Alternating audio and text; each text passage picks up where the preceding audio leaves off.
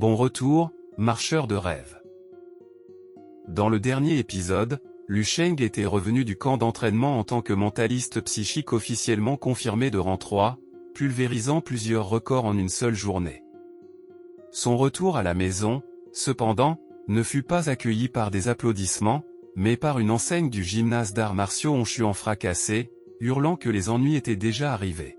Aujourd'hui, pendant que Lu Sheng continue de dormir, l'écart entre les combattants ordinaires et les véritables monstres s'élargit encore davantage. Et une fois de plus, le destin rend une chose claire, son chemin sera tout sauf calme, facile ou miséricordieux. Commençons. Lu Sheng sortit de la voiture, s'attendant à ne voir qu'une enseigne tomber. Avant de réaliser qu'elle appartenait au gymnase d'arts martiaux Honshuan, et la curiosité l'attira à l'intérieur comme si le destin l'avait attrapé par le col. L'atmosphère était suffocante, la tension plus lourde encore que l'enseigne brisée à l'extérieur. Quelque chose de grave était déjà en cours, et le dojo le savait. À l'intérieur, Ni Honshuan et sa fille Ni Shuang étaient agenouillés, non par faiblesse, mais parce qu'un groupe de voyous avait décidé que ce jour était parfait pour rappeler à tout le monde qui, selon eux, contrôlait la rue. Leur chef, Lin Tieshan, ne prit même pas la peine de cacher ses intentions, défiant ouvertement toute l'académie avec l'arrogance satisfaite de quelqu'un venu humilier, pas négocier. Qu'il soit artiste martial de rang 4 ou non, ce n'était pas du courage, c'était une démonstration de pouvoir. Ni Shuang craqua la première, accusant Lin Tieshan d'être venu uniquement parce que son père était blessé, car les prédateurs préféraient toujours les proies affaiblies. Ni Honshuan se força malgré tout à se relever, toussant du sang comme si son corps déposait une plainte officielle contre son orgueil. Il rappela à Lin Tieshan que l'académie avait déjà accepté de cesser le recrutement pendant 1 an. Que voulait-il de plus? Mais Lin Tieshan balaya l'argument comme un coupon périmé, tout en libérant une aura terrifiante. À ses yeux, oser accrocher une enseigne d'arts martiaux revenait à signer pour toute la violence qui viendrait frapper à la porte. Ni Honshuan acquiesça, affirmant qu'en tant qu'artiste martiaux, il devait être capable de se défendre. Il refusa donc de plier, se souvenant de son arrivée à Ville de Bai 20 ans plus tôt, sans rien. Ses poings et sa volonté avaient bâti ce gymnase à partir de zéro.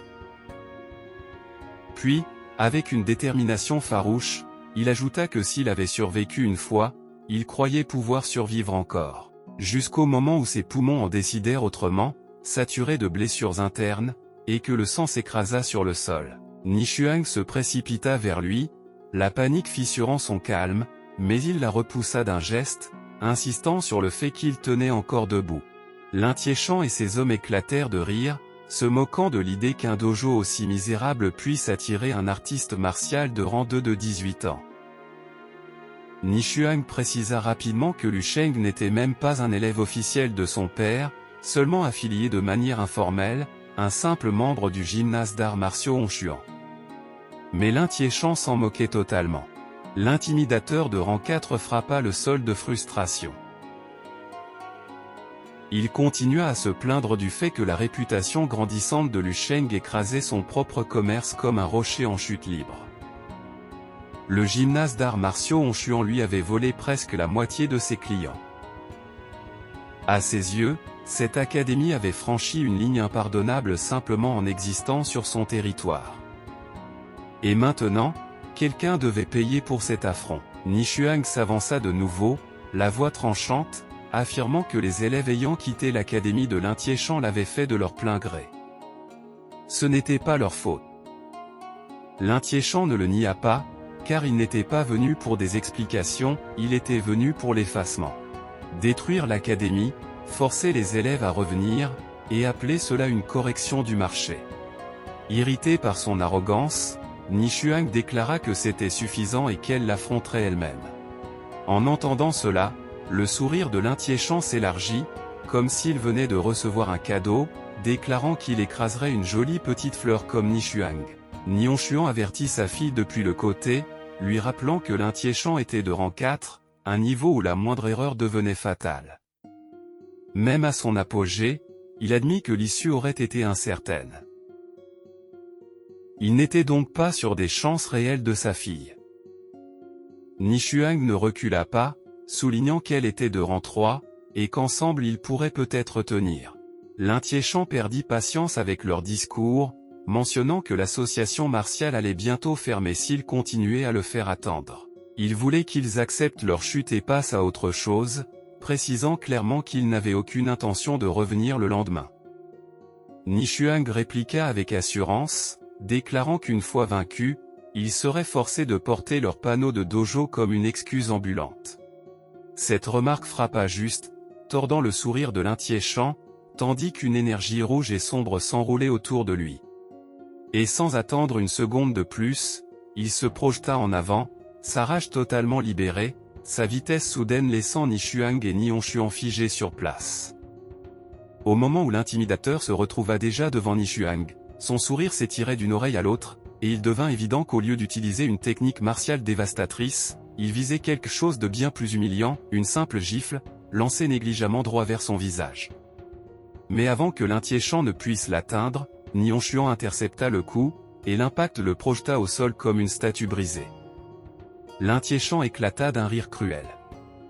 Nihonshuan était vraiment pitoyable, incapable d'encaisser ne serait-ce qu'un seul coup. Toujours en garde, mais du liquide s'échappant de sa bouche, Nihonshuan comprit enfin la vérité, l'Intiéchant avait déjà percé jusqu'au rang 5. L'intimidateur se réjouit que son adversaire ait enfin compris l'écart qui les séparait, accusant le vieil homme de se cacher derrière son dojo pour éviter les vrais combats.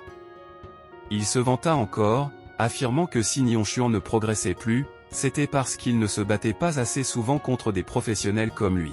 Puis il exigea de savoir qui serait le prochain. Épuisé et battu, Nihonshuan prit la décision que Nishuang redoutait le plus. Il annonça qu'il se conformerait à leurs exigences, irait à l'association martiale et fermerait l'académie. Le cœur de Nishuang s'effondra instantanément, des larmes montant alors qu'elle appelait son père. Une aura rose s'échappa du corps de l'Intiéchant, qui souriait de manière maniaque, pleinement conscient que Nihonshuan était un homme qui ne revenait jamais sur sa parole. Puis son rire éclata, aigu et incontrôlable, résonnant dans toute la salle. C'est alors qu'une voix calme et familière fendit la tension depuis l'entrée, demandant tranquillement à tout le monde d'attendre. Lu Sheng entra, enveloppé d'une faible aura bleue, comme s'il avait pénétré dans la mauvaise pièce au moment parfait. Il demanda où il était censé s'entraîner si l'académie fermait. Nishuang le fixa, stupéfaite, peinant à croire que notre garçon était vraiment là.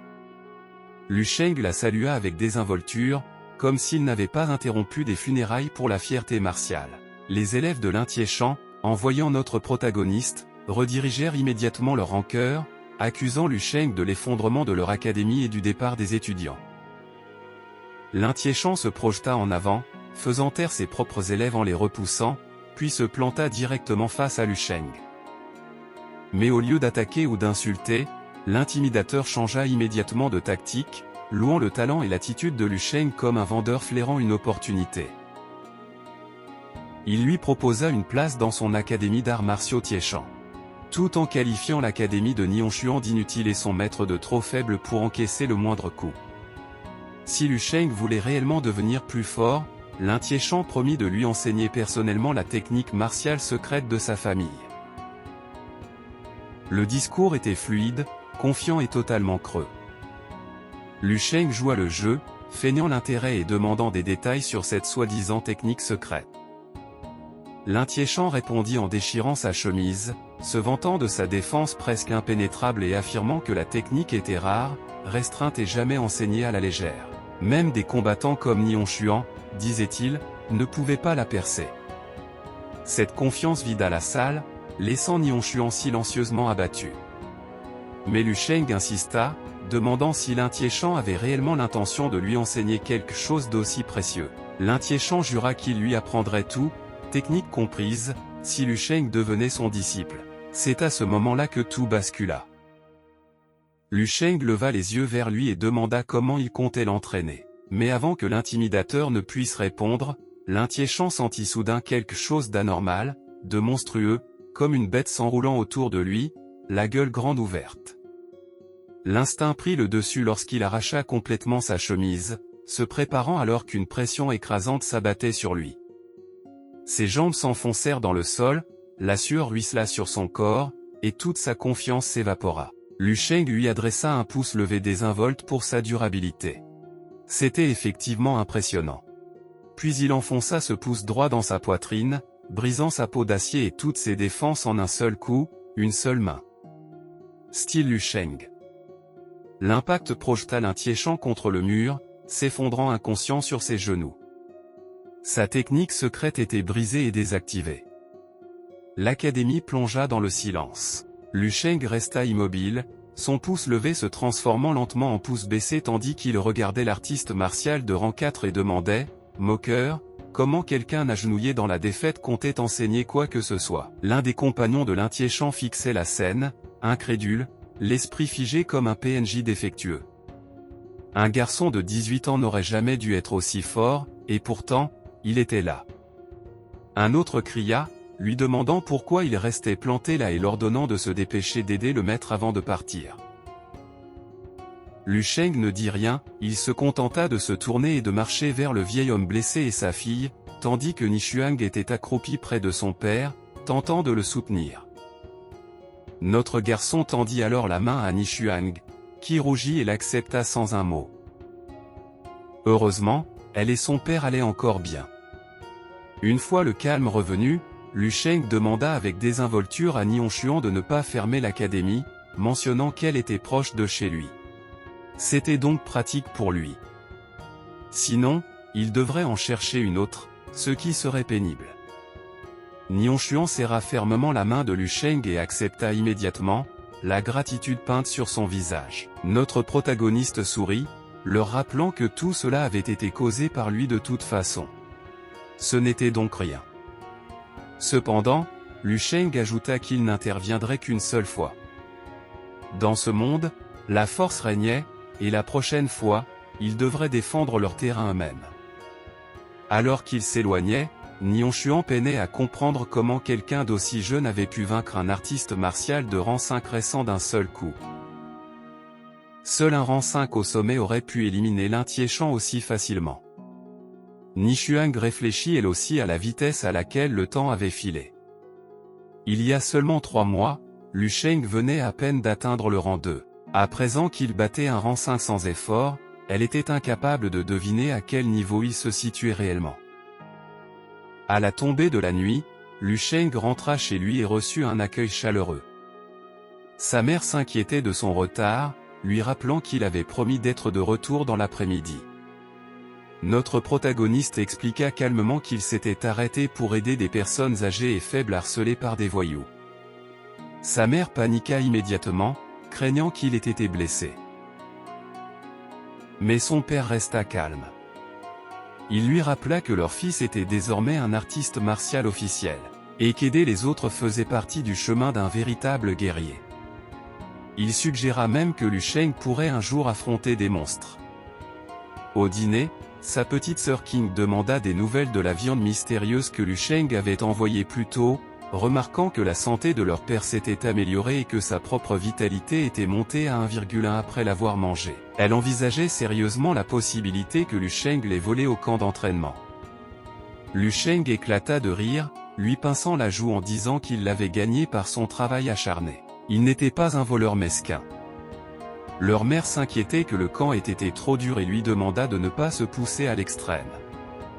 Elle était simplement heureuse qu'il soit rentré à la maison. Son père, en revanche, sentait qu'il y avait bien plus en Liu Sheng qu'il n'y paraissait, percevant déjà un avenir rempli d'accomplissements extraordinaires et lui offrant un soutien indéfectible quoi qu'il arrive. Entouré de cette chaleur, notre garçon sourit et promit silencieusement de devenir plus fort, non seulement pour eux, mais aussi pour protéger le monde lui-même et préserver des moments comme ceux-ci. Cette nuit-là, ses rêves le ramenèrent sur un champ de bataille familier. Un autre zombie venait de tomber, et une nouvelle fumée noire s'élevait de son corps. Un zombie terrifiant avançait vers lui, rapide, la bouche ouverte, clairement avide de chair.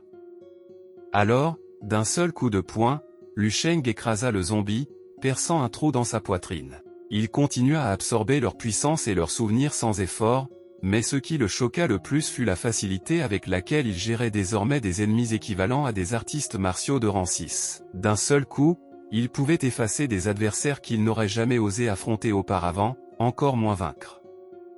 Alors que Liu Sheng continuait d'arpenter la zone, il se rapprocha du cœur de la base en ruine. C'est à ce moment-là qu'il se souvint de la présence terrifiante qu'il avait autrefois aperçue au sommet de la tour centrale, un être qu'il avait été bien trop faible pour affronter à l'époque. Une pensée silencieuse traversa son esprit, pouvait-il vaincre ce zombie maintenant? Mais la prudence l'emporta sur l'orgueil. Curieux mais prudent, Liu Sheng choisit d'observer plutôt que d'engager le combat, remarquant alors une silhouette solitaire au sommet de la tour centrale. Cette décision se révéla inutile. La même présence monstrueuse se verrouilla sur lui, des yeux jaunes brillants comme s'il regardait droit dans son âme. Le zombie puissant sauta, son atterrissage faisant violemment trembler le sol et projetant Liu Sheng au loin sous l'effet de l'impact. Une aura écrasante, presque divine, se dégageait de son corps, qui semblait forgé dans du métal en fusion et une vitalité dense. Et malheureusement, le rêve ne s'arrêta pas là. La pression seule suffisait à effacer la plupart des artistes martiaux de l'existence, même un rang 6 n'aurait eu aucune chance face à ce monstre. Et Liu Sheng reconnut immédiatement ce qu'il était, un être ayant pénétré le domaine des véritables maîtres martiaux. Toujours debout face à ce zombie gigantesque, quelque chose de sombre s'agita en lui, une faim destructrice née de tous les souvenirs de combat qu'il avait absorbés. Notre protagoniste pensa qu'il aurait pu la supprimer grâce à sa technique de visualisation cristalline, mais il ne le fit pas, car émousser ce tranchant à cet instant aurait été suicidaire. Il avait besoin de cette faim pour affronter le maître devant lui. Ainsi, Liu Sheng se releva et stabilisa sa respiration, adopta la posture du souffle du vent, et se projeta en avant à pleine vitesse dès le premier pas. En un clin d'œil, il était déjà devant le zombie, préparant son poing tout en rassemblant davantage d'énergie naturelle du vent. Puis il libéra un impact stellaire multiplié par 6 pour tester, entièrement prêt à une contre-attaque violente. Mais même lui n'était pas prêt pour ce qui suivit. Le zombie maître ne broncha même pas, son sourire sinistre figé comme une insulte gravée dans la pierre. Liu Sheng se replia instantanément, le cœur battant, incrédule, réalisant déjà que quelque chose n'allait vraiment pas. Ce n'est qu'alors qu'il prit conscience de la quantité de puissance qu'il venait de brûler. 6 impacts stellaires, renforcés par le jeu de jambes, chacun dépassant facilement une puissance de combat de 100 000. Et pourtant, le monstre mort-vivant n'avait même pas bougé un doigt. L'agacement traversa le visage de Liu Sheng lorsqu'il changea de tactique, déversant son énergie dans le souffle de flamme. Il chargea à nouveau, cette fois en utilisant un impact stellaire décuplé. L'explosion secoua la zone avec une telle violence que la poussière fut projetée dans l'air. La sueur dégoulinant de son corps, il attendit le résultat. Lorsque la poussière retomba, le zombie était toujours là, intact. C'est à ce moment-là que la vérité s'imposa. Un champ de force, une barrière invisible que seuls les véritables maîtres martiaux possédaient, suffisamment puissante pour ignorer les balles comme de simples gouttes de pluie. Et Liu Sheng ne pouvait même pas les gratigner. Il garda immédiatement ses distances, s'attendant à moitié à une contre-attaque qui ne vint jamais. Le monstre ne bougea pas. Il n'avança pas, il ne riposta pas. Il se contenta de défendre sa position. Liu Sheng expira lentement et s'assit, l'épuisement le rattrapant enfin alors que son esprit passait du combat à l'analyse. Chaque attaque qu'il avait lancée avait été absorbée, réduite de près de 99% avant d'avoir le moindre effet. Même dans la mort, ce maître martial restait terrifiant. Étrangement, cette prise de conscience lui apporta un certain soulagement. Le zombie ne le considérait pas comme une menace digne d'être éliminée, seulement comme quelque chose à bloquer. Liu Sheng savait que le moment où il déciderait d'attaquer, il serait fini. Pour la première fois, notre protagoniste comprit réellement l'abîme entre le rang 6 et le rang 7. La différence entre être fort et être intouchable. Comme il l'avait compris, il ne pouvait même pas lui infliger le moindre dégât, la retraite lui traversa l'esprit, mais une autre pensée suivit aussitôt, la récompense. Il devait forcément exister un moyen de le vaincre. Parce que s'il pouvait abattre cette chose, les souvenirs, les techniques, le savoir enfermé dans un véritable maître martial pourrait tout changer. Et cette étincelle de cupidité ralluma sa détermination.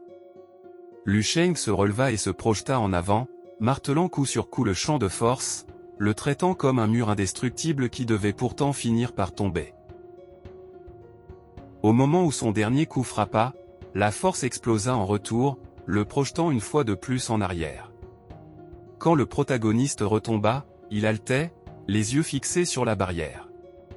C'était subtil, presque imaginaire. Mais le bouclier semblait d'une manière ou d'une autre plus faible. Cette minuscule fissure suffisait. Lu Sheng décida de continuer, même s'il lui fallait 1 million de coups. Son endurance était presque à zéro, ce genre d'épuisement qui aurait terrassé un rang 3 ordinaire depuis longtemps. Seule sa maîtrise de la respiration naturelle le maintenait encore debout. En jetant un regard aux zombies abattus éparpillés autour de lui, notre garçon réfléchit longuement. La retraite le tenta encore. Revenir plus tard, plus fort, aurait été le choix le plus intelligent. Mais il se demanda à quel point il pourrait devenir plus fort en se contentant de combattre d'autres zombies. Depuis que son énergie psychique avait atteint le rang 3, exterminer des zombies de rang 6 était devenu facile. Des essaims entiers tombaient d'un seul balayage. Mais ensuite, Lu Sheng se souvint de quelque chose qu'il avait ignoré. Face à ce zombie-maître, il n'avait pas utilisé son pouvoir psychique une seule fois. La raison devint douloureusement évidente. Le protagoniste n'avait jamais appris de véritables techniques de combat de mentaliste psychique. Son pouvoir mental avait toujours servi de soutien, d'amplification, de canal pour l'illumination divine du roi des enfers, pas d'armes. Lu Sheng ferma les yeux, se concentrant totalement, oubliant presque qu'en tant que mentaliste psychique de rang 3, sa force mentale pouvait rivaliser voire dépasser sa capacité martiale. Notre garçon comprima cette puissance en un cristal, quelque chose qu'il n'avait jamais utilisé offensivement, mais son instinct lui souffla que c'était dangereux. Il pensa qu'il ne savait toujours pas vraiment comment transformer l'énergie psychique en arme, mais pour l'instant, cela devrait suffire. Alors il chargea, le cristal condensé dans la main. Enfonçant, Lu Sheng enfonça le cristal condensé droit dans la barrière du zombie-maître, et pour la première fois, le champ de force réagit à son attaque. Ce n'était pas assez pour traverser, mais c'était assez pour prouver que la barrière pouvait être ébranlée. Sans la moindre hésitation, le protagoniste bondit dans les airs, préparant une nouvelle attaque mais cette fois, elle serait plus grande, plus puissante. Il forma un autre cristal avec son pouvoir psychique. Et Lu Sheng l'écrasa vers le bas d'un coup de pied brutal, projetant le cristal droit sur le zombie-maître. Cette fois, la barrière se fissura avec un craquement audible, tout en refusant encore de céder. En voyant ça, Lu Sheng serra les dents, sachant que ce n'était toujours pas suffisant, mais qu'il était proche. Il dépassa ses limites et forma un cristal plusieurs fois plus gros. Cette fois, il ne testait plus la barrière. Il allait la briser. Il descendit lentement, s'enfonçant dans le bouclier comme une lame contre du verre. Le zombie-maître observa son champ de force se fendre d'un regard calme, non pas parce qu'il gagnait, mais comme s'il regardait quelqu'un tenter de dépasser ce qu'il ne pouvait autrefois pas atteindre. Malgré tout, la barrière tint. N'ayant plus rien à retenir, Lu Sheng fusionna tout, pouvoir psychique, souffle de flamme, impact stellaire décuplé, et technique martiale perfectionnée en un seul coup final. L'explosion pulvérisa le cristal et continua sa course, s'écrasant sur le champ de force avec une puissance irrésistible. Et enfin, le champ de force se brisa. Mais le zombie-maître n'avait pas l'air en colère, il semblait prêt à accepter les conséquences. Lu Sheng s'approcha, prêt à conclure le combat. À cet instant, les souvenirs de ceux qui s'étaient battus avant lui traversèrent son esprit, des guerriers dont l'esprit ne s'était jamais vraiment éteint. Et il promit d'hériter de la détermination de son adversaire et de la porter jusqu'au bout. Lorsque son dernier coup tomba, le zombie-maître sourit pas par moquerie, mais avec la satisfaction silencieuse de celui qui avait accompli sa mission et pouvait enfin se reposer. Lu Sheng se figea une seconde, frappé par cette expression. Puis le corps s'effondra. Au moment de sa chute, une marée de souvenirs l'engloutit. Des soldats saluaient un homme nommé Shi Shening, célébrant son ascension en tant que maître martial.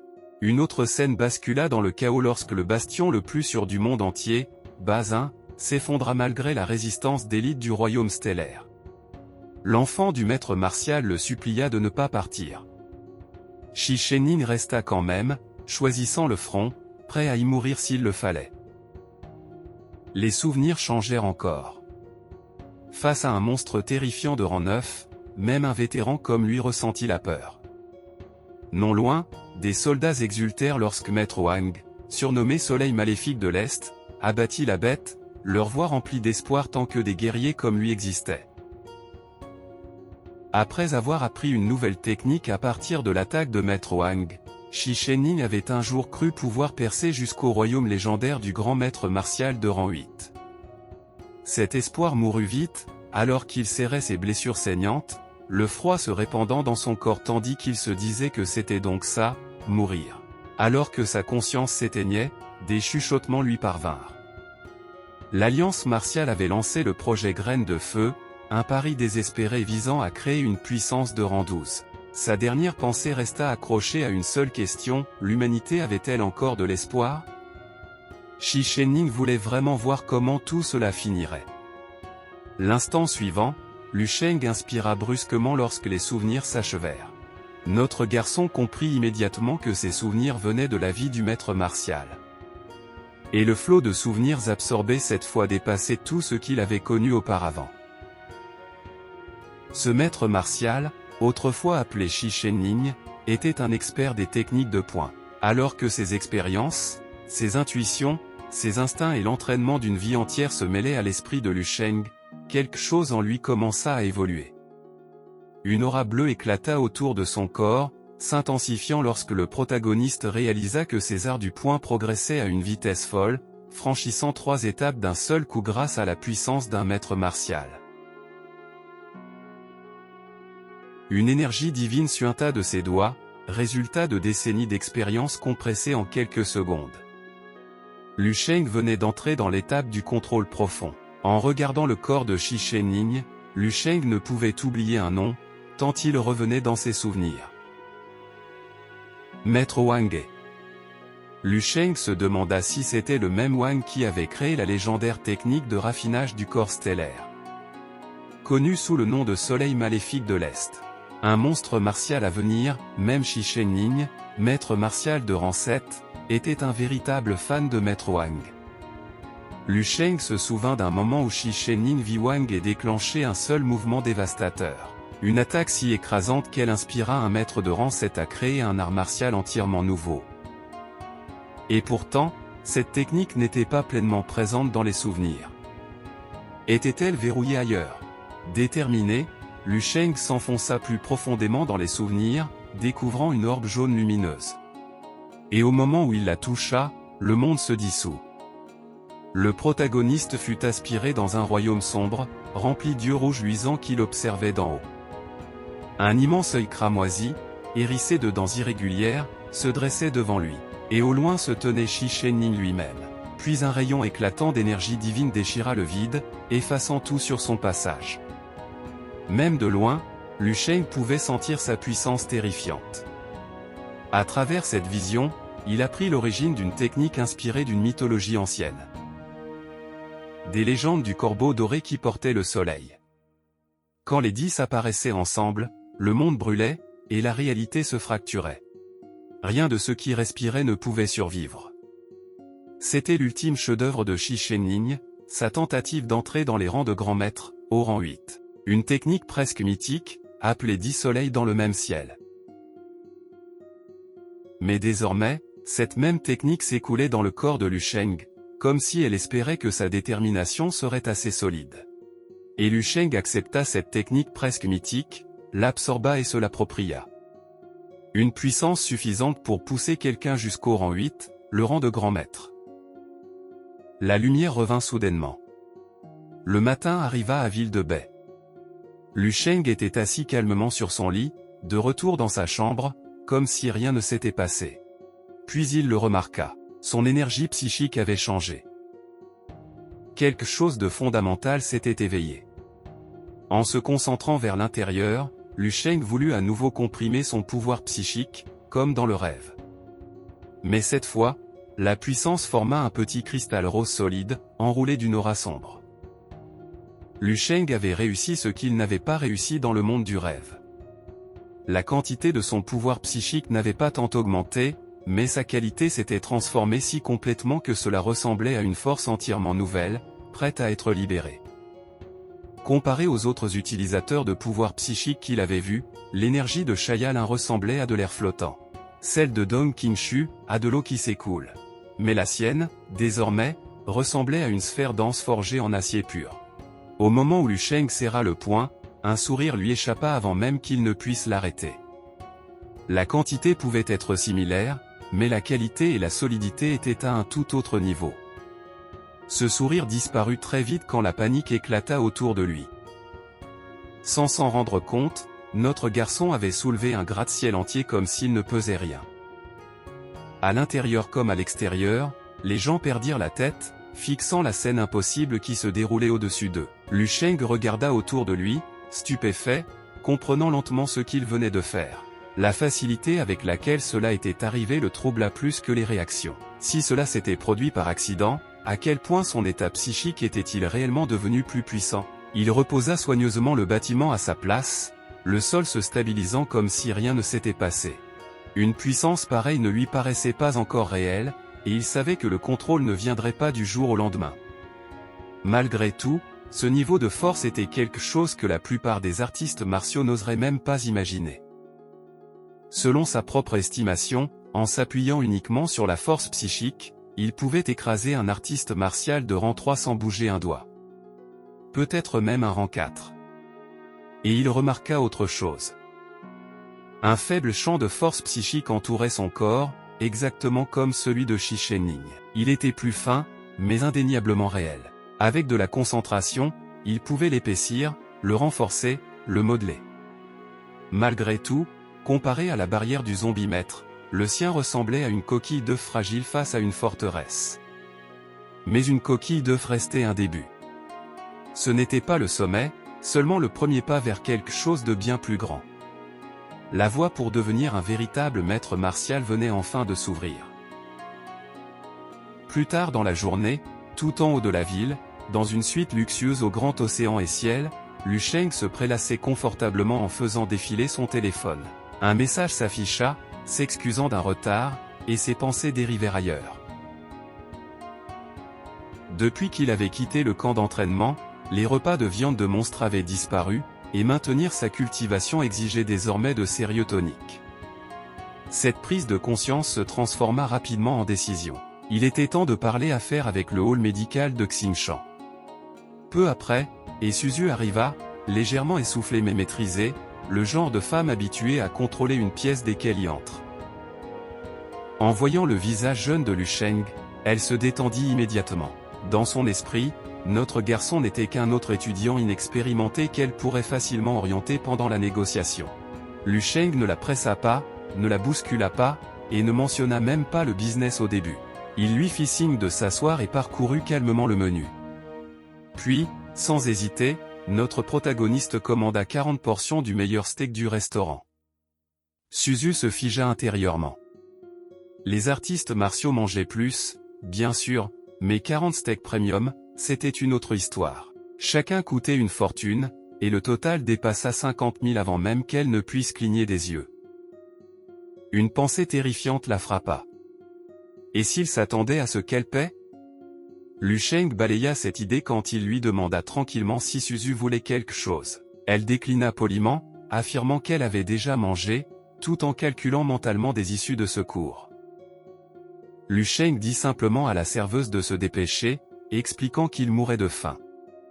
Suzu se décrivit notre garçon comme un porc à cet instant et tenta d'expliquer pourquoi elle était venue. Mais avant même qu'elle puisse finir sa phrase, un dossier glissa sur la table vers elle. Et Lu Sheng énonça calmement des informations la concernant, et Suzu, 22 ans, originaire de Xingang province. Son arrière-arrière-arrière-arrière-grand-père n'avait été au départ qu'un simple apprenti dans la boutique médicinale de Lao Jian. Puis il avait utilisé ses compétences martiales et ses talents d'alchimiste pour atteindre le rang 5 d'alchimiste, et fonder le commerce devenu aujourd'hui le hall médical de Xingshan. En entendant ça, l'expression de Suzu se crispa instantanément. À son apogée, l'entreprise dominait Dongjing Province avec 213 succursales, avant de décliner au fil des générations à cause d'une mauvaise gestion. Plus il parlait, plus Suzu s'agaçait.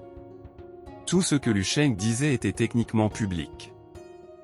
À ses oreilles, cela ressemblait davantage à quelqu'un qui se vante de sa mémoire qu'à autre chose. Puis la nourriture arriva, et Lu Sheng se mit à manger comme si de rien n'était. Au milieu d'une bouchée, il lâcha un détail bien plus personnel. Il mentionna que sa mère, Shen Lan, avait quitté Dongjing Province il y a près de 20 ans et n'était jamais revenu une seule fois. Notre garçon ne s'arrêta pas là. Il souligna que la mère et la fille ne s'étaient même jamais rencontrées. Et sous sa direction, l'entreprise s'était effondrée encore plus vite à cause de vieilles méthodes, d'une gestion dépassée, d'un état d'esprit mauvais, chaque mot frappant et Suzu de plus en plus fort. Mais plus important encore, dit Lu Sheng, sa mère et la famille Shen dépassaient en secret son entreprise, le hall médical de Xinshan. C'est là que Suzu craqua enfin, exigeant de savoir comment il savait tout ça. Ce n'était pas quelque chose qu'il pouvait affirmer si facilement. Elle exigea des preuves.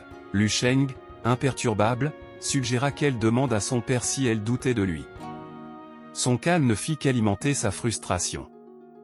Et c'est alors que ses souvenirs remontèrent lentement, qu'elle le veuille ou non. Sa mère avait disparu quand elle avait 2 ans, et l'entreprise s'était effondrée peu après.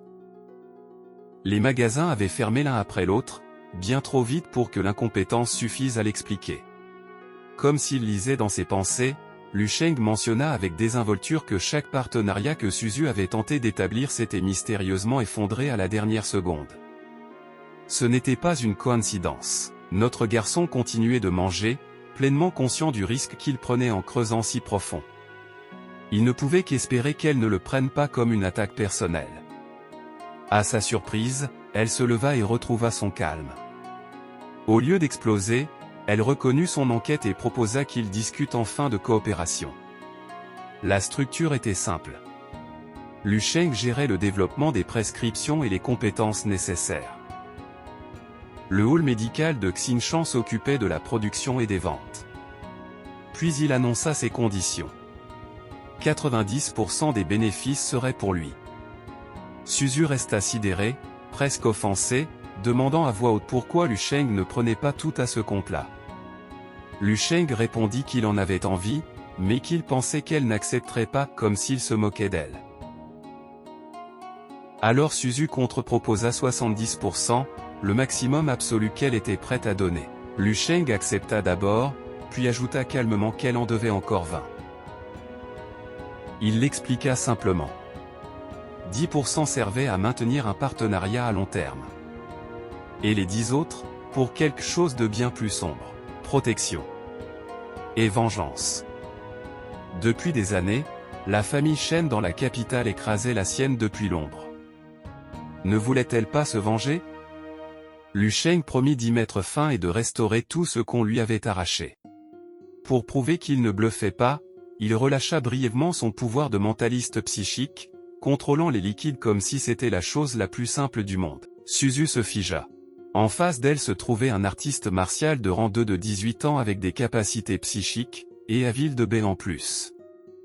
Même sans entraînement martial, la jeune patronne comprit instantanément à quel point c'était anormal.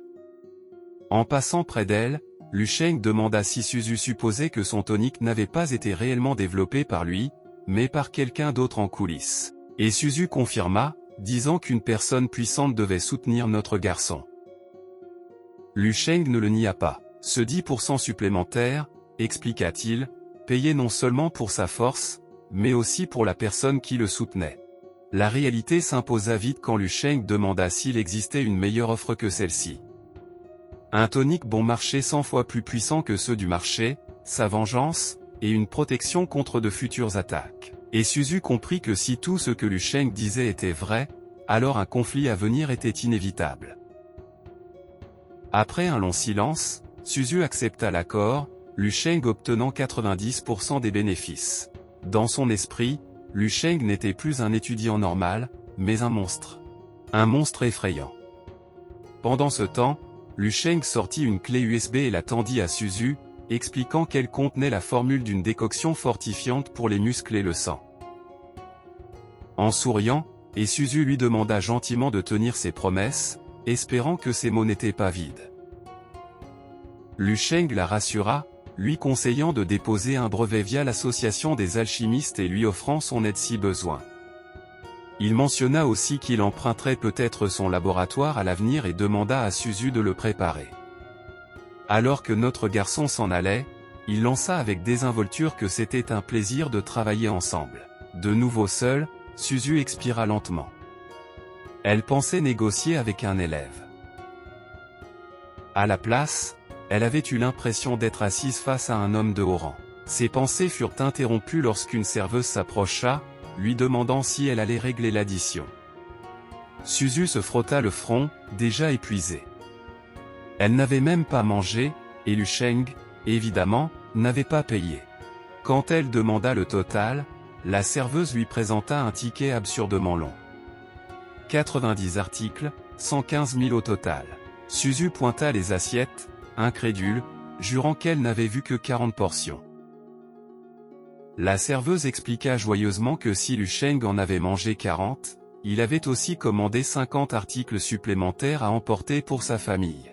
Pendant que Suzu sortait silencieusement sa carte, retenant ses larmes et maudissant Lu Sheng, la serveuse la remercia chaleureusement pour ce paiement généreux et s'éloigna. Plus tard dans la soirée, Lu Sheng rentra chez lui en portant une montagne de boîtes de nourriture remplies de steaks. Sa mère resta bouche bée devant la scène et le gronda pour avoir gaspillé de l'argent. Notre garçon expliqua calmement qu'il n'avait pas payé, affirmant qu'une fille riche avait insisté pour l'inviter. Pour simplifier, il dit qu'il avait essayé de refuser, mais qu'il n'avait pas réussi à lui faire changer d'avis. Sa mère le prévint gentiment de ne plus profiter de la gentillesse des autres, peu importe à quel point ils insistaient. Puis elle mentionna d'un ton léger que Professeur Zong était passé plusieurs fois demander de ses nouvelles, et ce petit détail frappa plus fort que prévu. Lu Sheng réalisa soudain qu'il n'était pas allé à l'école depuis longtemps, comme un gamin qui aurait accidentellement speedrun l'âge adulte et oublié de se déconnecter du lycée. Dès le lendemain, il décida qu'il était temps de se montrer. Au lycée numéro 3 de Bay, Professeur Zong était assis dans son bureau lorsqu'on frappa à la porte. En ouvrant, il fut surpris de voir Lu Sheng debout là, quelqu'un qu'il n'avait pas vu depuis longtemps. Lu Sheng le salua poliment, tenant un petit bonsaï et remarquant que cela faisait un moment qu'il ne s'était pas vu. Sans en faire une scène, notre garçon expliqua que le bonsaï remplaçait celui qu'il avait accidentellement abîmé auparavant. Le professeur ne dit pas grand-chose, mais le geste fit clairement mouche. Ce qui stupéfia vraiment Zong, ce n'était pas la plante, c'était Lu Sheng lui-même. Le changement était impossible à ignorer, et pourtant ça ne faisait pas si longtemps. Il invita Lu Sheng à s'asseoir, essayant encore d'assimiler comment le garçon en face de lui avait l'air d'être quelqu'un d'entièrement différent. Zong mentionna que les papiers de retrait de Lu Sheng étaient presque terminés. À moitié en plaisantant, à moitié résigné, il marmonna que désormais, il ne le verrait probablement plus qu'à la télévision. C'était le genre de blague que les profs faisaient quand la réalité leur passait déjà devant à toute vitesse. Quand Zong demanda quels étaient ses projets, Lu Sheng répondit tranquillement qu'il avait été sélectionné pour la sélection de l'étoile du matin et qu'il serait bientôt évalué par l'association des mentalistes psychiques. La pièce tomba dans le silence. Zong se mit à transpirer, sa cigarette glissant de ses doigts tandis que le sens de ses mots s'imposait. Ce n'était plus du talent. C'était une ascension. Après un long moment, Zong accepta la réalité. Il ne lui restait plus rien à enseigner à quelqu'un qui avait déjà posé le pied sur un chemin aussi élevé. Il dit à Lu Sheng de partir dans le monde et de se faire un nom, lui offrant son soutien sans la moindre réserve.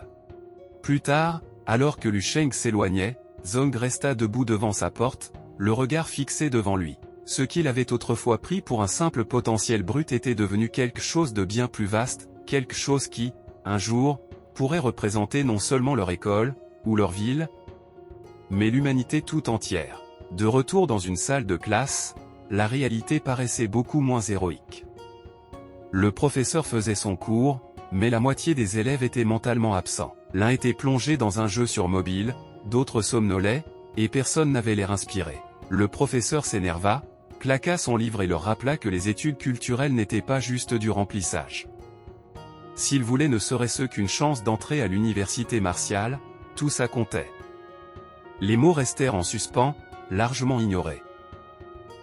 Un élève bâilla comme s'il venait de se réveiller et se pencha vers son ami Kimin, lui demandant s'il voulait aller à l'Internet Café plus tard. Kimin secoua la tête, expliquant qu'il allait dans une école de soutien en arts martiaux et qu'il avait besoin de s'entraîner davantage. Son ami avait l'air sincèrement choqué. Dernièrement, Kimin se poussait à fond. Qu'est-ce qui se passait chez lui?